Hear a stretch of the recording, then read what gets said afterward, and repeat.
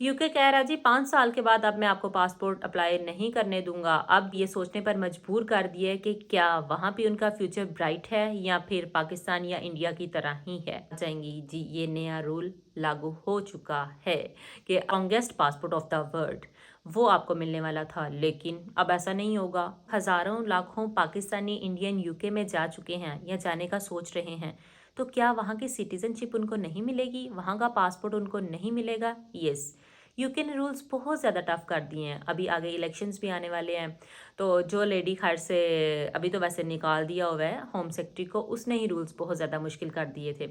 इसका मतलब अब आम बच्चों को ब्रिटिश पासपोर्ट नहीं मिलेगा जो लाखों रुपए लगा के गए हैं। क्या उनका ख्वाब वहाँ का वहाँ ही रह जाएगा? तो देखिए इस वीडियो में। Welcome back to my YouTube channel gossip with Maryam. तो एक नया रूल आ चुका है यूके में, तो जानते हैं उस रूल के बारे में कि वो रूल पाकिस्तानी और इंडियंस पे कितना ज़्यादा इफेक्ट होने वाला। नया रूल आ गया जिसने यूके जाने वालों को ये सोचने पर मजबूर कर दिया है कि क्या वहाँ पे उनका फ्यूचर ब्राइट है। जब आप यूके का 5 साल का वर्क वीज़ा लेके गए हैं, वहाँ पे रहते हुए आपको 5 साल हो गए हैं, उसके बाद आपने इनडेफिनेट अप्लाई करना है। इनडेफिनेट अप्लाई करने के बाद मतलब 1 साल इनडेफिनेट को जब हो जाए तो उसके बाद आपने ब्रिटिश पासपोर्ट के लिए अप्लाई कर देना था, जो कि स्ट्रॉन्गेस्ट पासपोर्ट है, strongest passport of the world वो आपको मिलने वाला था। लेकिन अब ऐसा नहीं होगा लेकिन टाइम पीरियड बहुत ज़्यादा हो गया है।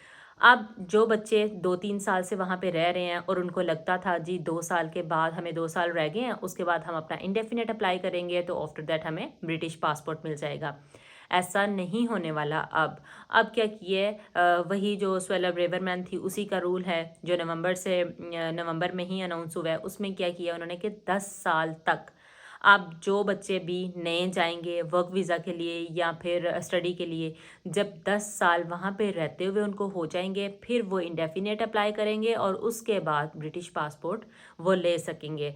5 साल वाली गेम ख़त्म, 5 साल वाला चक्कर ख़त्म। के कह रहा जी 5 साल के बाद अब मैं आपको पासपोर्ट अप्लाई नहीं करने दूंगा। अब जब आपको 10 साल रहते हुए हो जाएंगे, उन 10 सालों में मैं चेक करूंगा आपकी इकोनॉमी का क्या स्टेटस रहा है, आपने कितने अर्न किए हैं, आपका वो जो ट्रैवल हिस्ट्री है वो सारा कुछ पहले चेक करूंगा। उसके बाद फिर आप इंडेफिनेट के लिए अप्लाई करेंगे 10 सालों के बाद, मतलब 11 साल के बाद।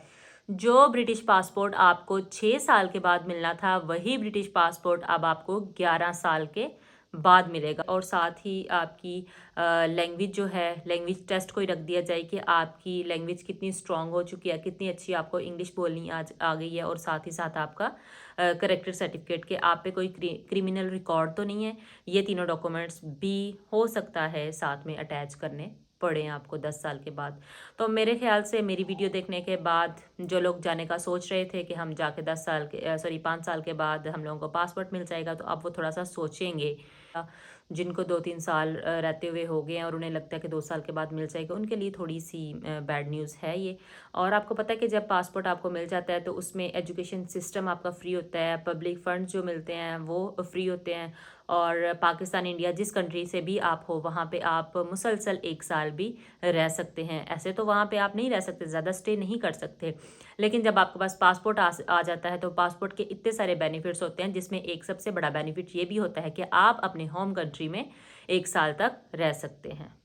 जब ये रूल फाइनल हो जाएगा तो यूके की जो वेबसाइट है government.uk, उस पे बड़ी सारी सुर्खियां आ जाएंगी जी ये नया रूल लागू हो चुका है।